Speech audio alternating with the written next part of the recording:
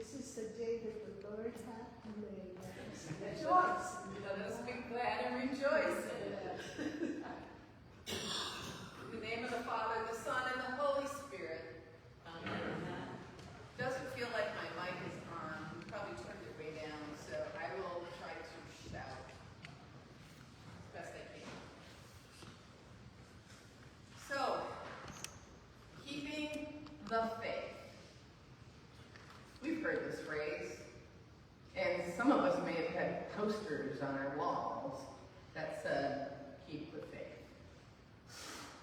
It isn't that we don't have faith, but it is in the keeping of the faith that we struggle.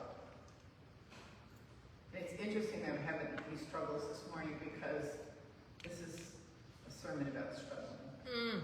I am struggling right now. One of my many roles as your leader in this church is to proclaim the gospel.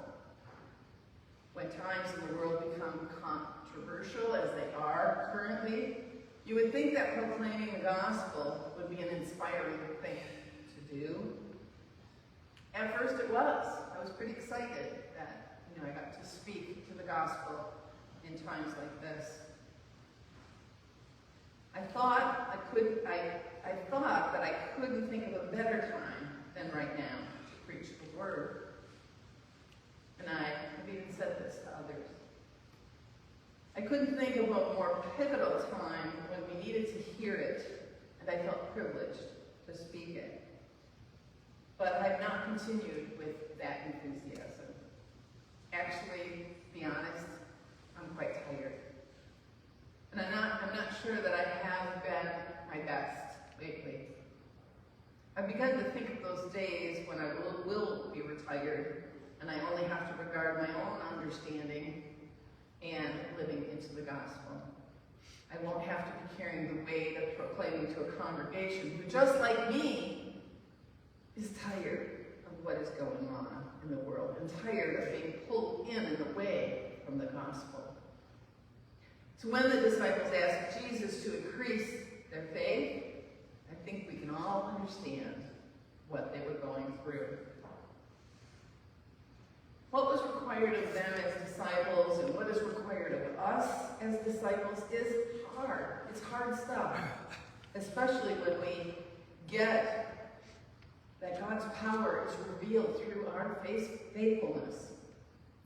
Most of us have no problem with being faithful, or in understanding our need to be faithful, or even in desiring to be faithful. It is that it is hard to keep the faith at particular times compared to other times. Taking the road less traveled by others in our world, such as the road of patience, or forgiveness, or suffering, such as, or gratitude, especially when we see others taking other roads at this time. And the one that bothers me the most is the road of violence. Those are the things that make it much more difficult. Watching others take those roads, and even when some seem to gain power from what they choose to do, has a sobering effect on what we are trying to do in obedience to what God is willing us to do. It is exhausting. Even more than sobering and exhausting is the fact that it provokes in us the need to do something to counter the harm and destruction of people's lives and livelihood. That is when our faith might suffer.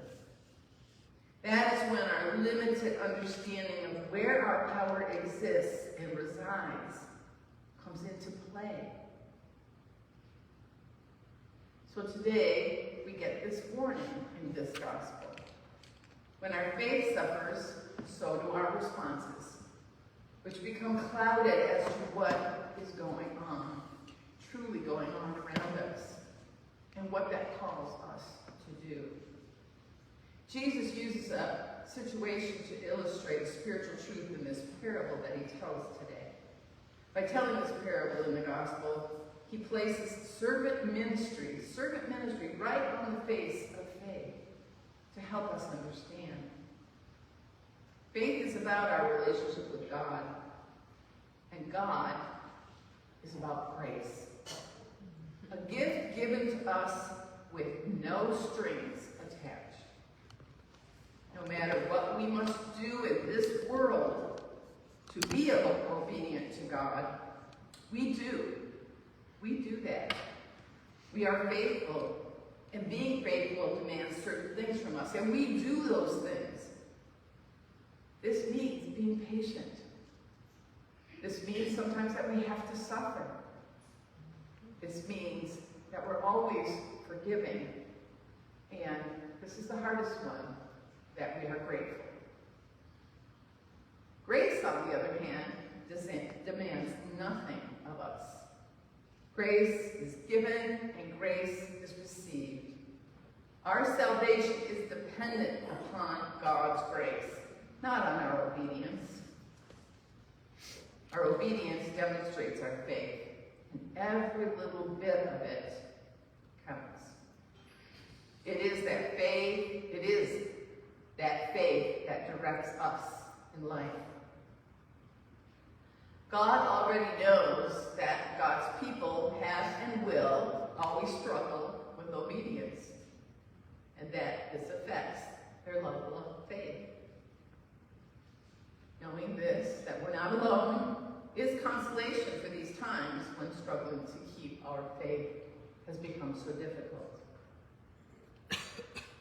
But grace saves us in times like this. God saves us with the gift of grace.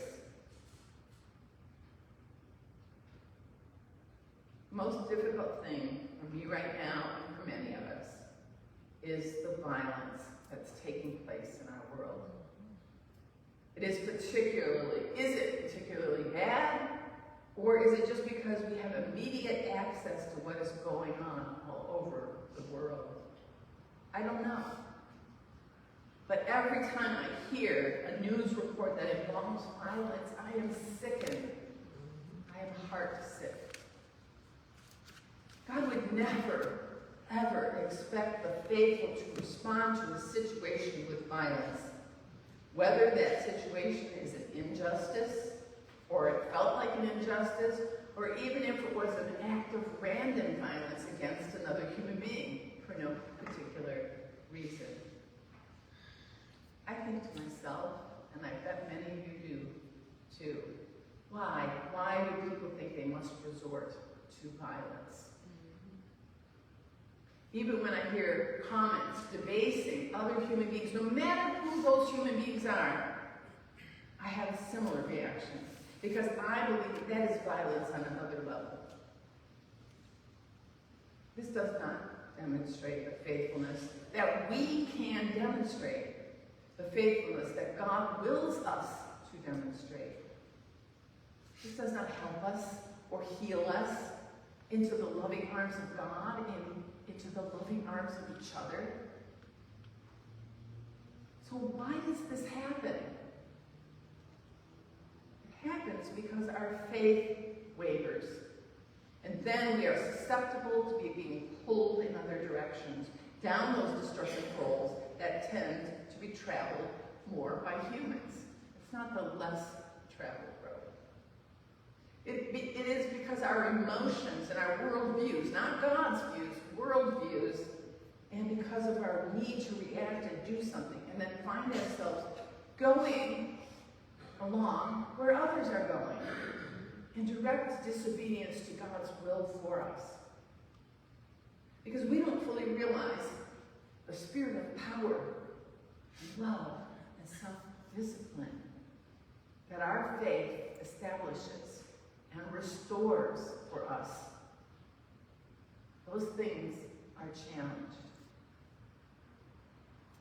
And those were the words in our epistle today from Paul to Timothy. He said, do we recognize our spirit of power, love, and self-discipline? Can you imagine if we did recognize those things? Then we can travel the road that Jesus asked his disciples to travel. We can't rely on whatever amount of faith we have to bring us back to that road he traveled. And then, the idea of gratitude. This is the other piece that we forget in these times of discontent, angst, and fear. It is being grateful for all that God has done for us and all that Jesus has done for us as faithful people in what sometimes feels like a faithless time, a faithless world. We must never forget the sacrifices that have been made and the love that is apparent in each and every one of these gifts and sacrifices given to us. Doing what God asks of us seems so minor in comparison. When I think of Jesus, a humble, loving, nonviolent person living among the people, teaching them, inspiring them, and then I think of the sacrifice he made for us, dying for us, for our salvation, I have to ask myself, if he would do this for us, for me, what kind of sacrifice might I then make for him? If this isn't the face of servant ministry, then what is? Paul also says this to Timothy, join with me in the suffering. Let me say that again. Join with me in suffering the gospel. And they did suffer, both Paul and Timothy. Oh, did they suffer. So we can too, in our way, in our time, but it has to be for the gospel. Not for self, not for others, and not for any worldview that is in conflict with the gospel. My hope was restored just by writing this homily. I hope that you too can find hope in these words. Grace is enough. Faith, even a little sliver of faith, is enough to build on. Trusting that God will restore your faith is enough. We have what we need to keep the faith. And faith is tapping into God's power. Finding that faith, believing in that power, is taking the road less traveled. It is finding the road that has road signs. And on those road signs are things like, this way, to the gospel, and through the gospel. And finally, a sign that says, let's take this road together.